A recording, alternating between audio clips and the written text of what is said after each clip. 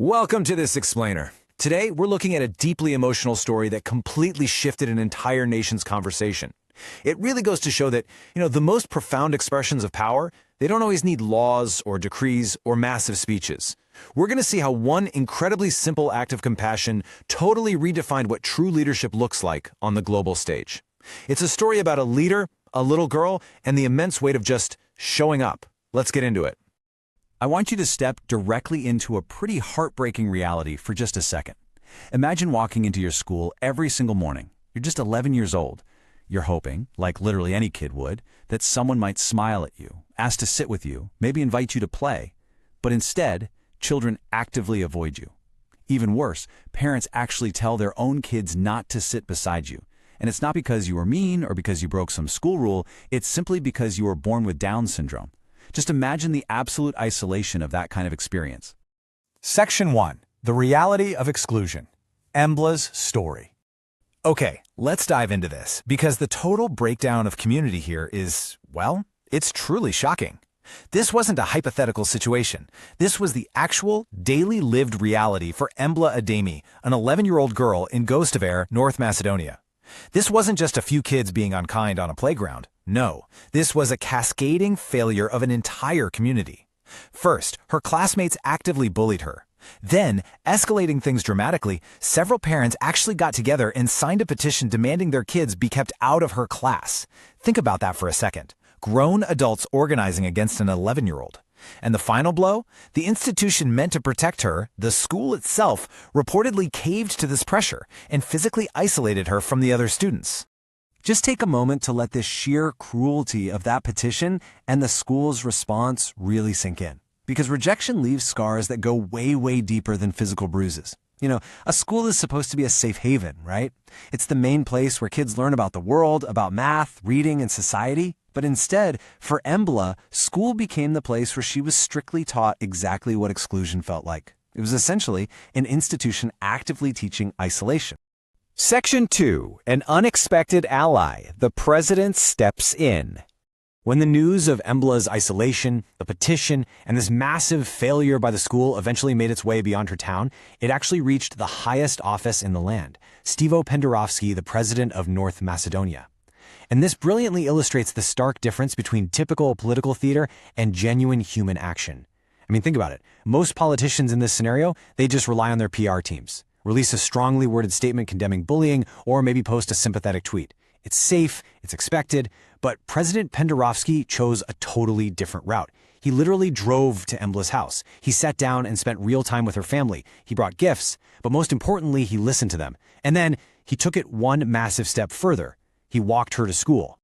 This wasn't just some standard photo op. As they arrived outside the school, cameras captured this incredibly powerful scene. The most important, powerful person in the entire country wasn't off attending some high-level summit or a VIP meeting. No, he was holding an 11-year-old's hand, making absolutely sure that one little girl knew she belonged there.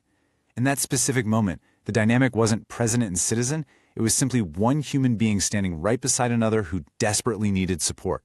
Section 3. The Global Inclusion Crisis Beyond Embla's Story.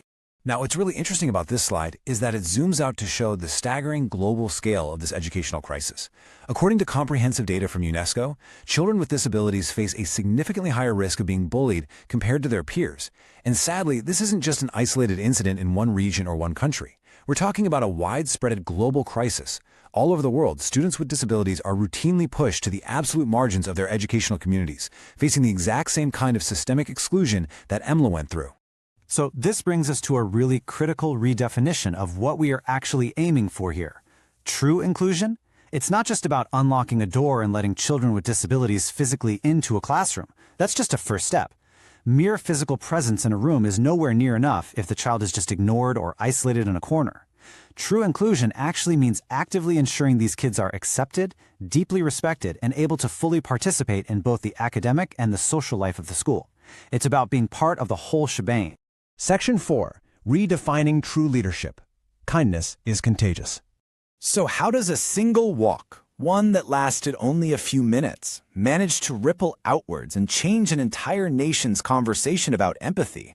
Well, following the walk, President Pendarovsky delivered his core message: He made it crystal clear that children with disabilities deserve way more than just equal rights on paper. They deserve the actual lived experience of feeling entirely welcome on playgrounds and in classrooms. And I absolutely love this quote from him. Empathy is a responsibility shared by everyone, not just governments. By saying that, he shifted the burden away from just policy and legislation and placed it directly onto the shoulders of teachers, parents, students, all of us. So the crucial point is how this single event completely challenges our preconceived notions of authority. We so often think of leadership as passing sweeping laws, negotiating big treaties, or giving these loud, commanding speeches. But the president reminded the world of something remarkably simple. Sometimes, actually, true leadership is just showing up. It's holding someone's hand. It's quietly but firmly standing beside the exact person that everyone else has abandoned. The strongest people are rarely the loudest. They're the ones who reach out and flat out refuse to let someone walk alone. I want to conclude our explainer today by leaving you with a lingering, provocative thought. It is incredibly easy to celebrate the wealthy, the powerful, the loudest, and the strongest among us. But the true, unflinching measure of your community, of your society, is found in how it treats its most vulnerable. A society is judged not by how it treats its strongest people, but by how it treats those who need compassion the most. Think about that the next time you see someone